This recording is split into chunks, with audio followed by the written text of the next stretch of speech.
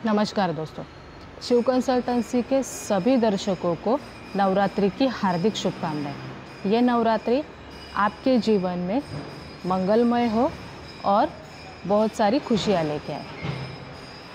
इस नवरात्रि को हम 2019 तक जैसे मना सकते थे वैसे इस साल नहीं मना सकते हैं। कोविड के वजह से कई सारे रिस्ट्रिक्शंस गवर्नमेंट ने लगा दिए हैं, जिसमें से एक है कि बड़ी मूर्ति को हम अपनी सोसाइटीज़ में या अपने एरिया में नहीं बिठा सकते। मूर्ति की हाइट जो है वो 4 फीट से कम हो, या फिर अगर हम घर में बिठा रहे हैं तो उसकी हाइट 2 फीट से कम हो, या उसको इको फ्रेंडली रखे। ऐसे गाइडलाइन जारी करने के पीछे पर्पज़ यही है कि हम एनवायरनमेंट को भी हानि ना पहुंचाए और हम सेफ़ भी रहे। तो क्या हम इस साल नवरात्रि मना ही नहीं सकते? क्या ये साल शांति से ही जाएगा कि कौन से और अलग तरीके हैं जिसको हम यूज़ करके नवरात्रि मना सकते हैं? ऐसे कई सारे क्वेश्चंस लोगों के दिमाग में रहते हैं। तो दोस्तों, ये सेशंस आपके लिए है। हम नवरात्रि 9 दिन मना रहे थे, तो इसके लिए यहाँ पे 9 वेज बताए हैं कि हम कौन से अलग अलग तरीके अपना के इन 9 दिनों को हम मीनिंगफुल बनाएं। पहला हम ये कर सकते हैं कि ड्राइंग कंपटीशन रख सकते हैं अपनी सोसाइटीज़ में, या ऐसे राइटिंग का कंपटीशन भी रख सकते हैं जो बच्चों के लिए होगा, और अगर इसमें कोई एडल्ट शामिल होना चाहे तो वो भी हो सकते हैं। टॉपिक्स में हम how to save our environment ऐसा रख सकते हैं, या फिर पानी को कैसे बचाएं, या फिर पोल्यूशन को कैसे कंट्रोल करें।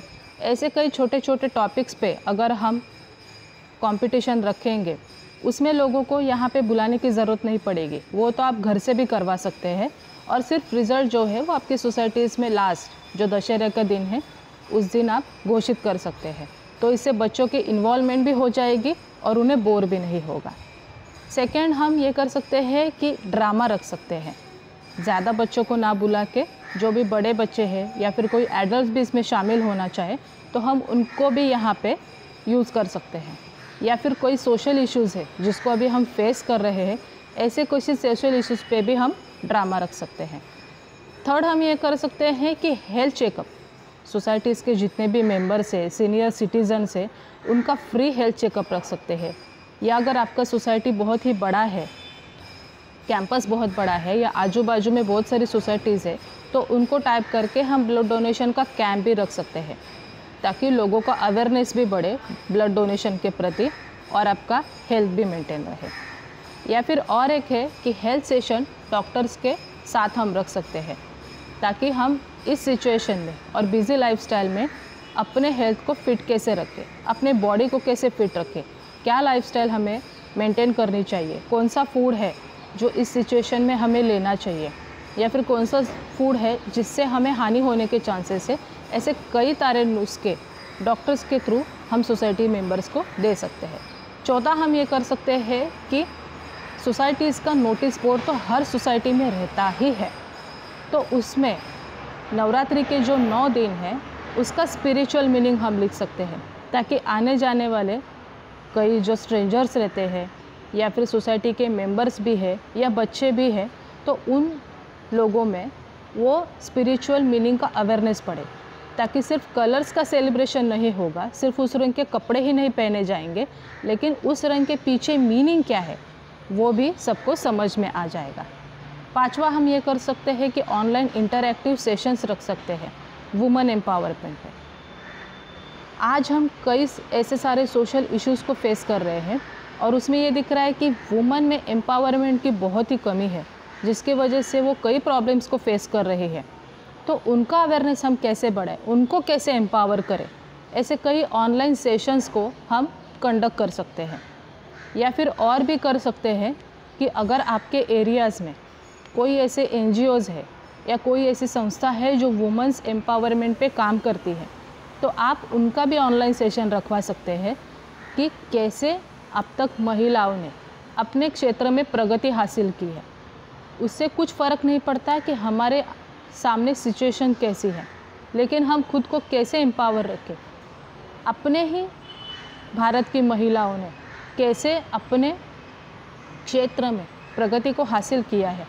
अगर ये ऐसे टॉपिक्स हम ऑनलाइन सेशन के थ्रू रखने लगेंगे तो बाय डिफ़ॉल्ट अपनी जो लेडीज़ है वो इनकरेज होने लगेगी और उसको खुद की पावर की पहचान होने लगेगी।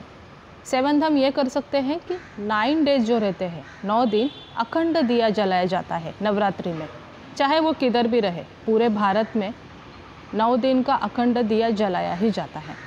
तो इस 9 दिन को हम अलग तरीके का व्रत लेंगे।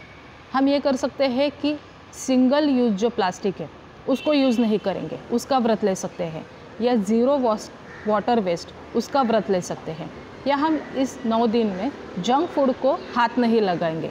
ऐसा कोई भी व्रत हम रख सकते हैं।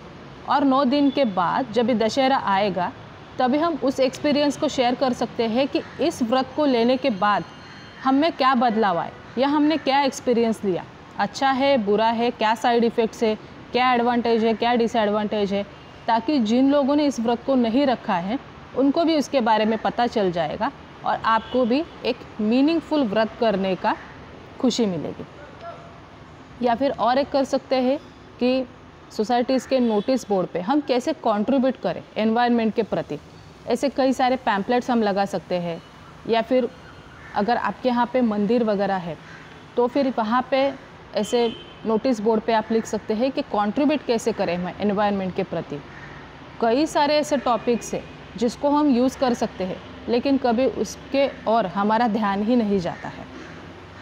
8वां हम ये कर सकते हैं कि भजन या कीर्तन रख सकते हैं। वैसे भी कई सारे क्षेत्रों में भजन कीर्तन रखा ही जाता है, जैसे यूपी साइड में हो, या फिर महाराष्ट्र में हो, या फिर बंगाल साइड में हो।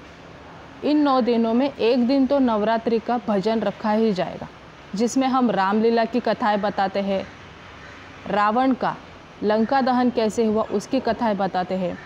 लेकिन इस युग में रावण, सच्चा रावण कौन है और किसको जलाने की ज़रूरत है, और ये दशहरा में रावण को ही क्यों जलाया जाता है, हर साल वो बड़ा क्यों होता जाता है, और उसके पीछे क्या स्पिरिचुअल मीनिंग है, या हमें हमारे अंदर कौन सा ऐसा रावण छुपा है जिसको जलाने की ज़रूरत है।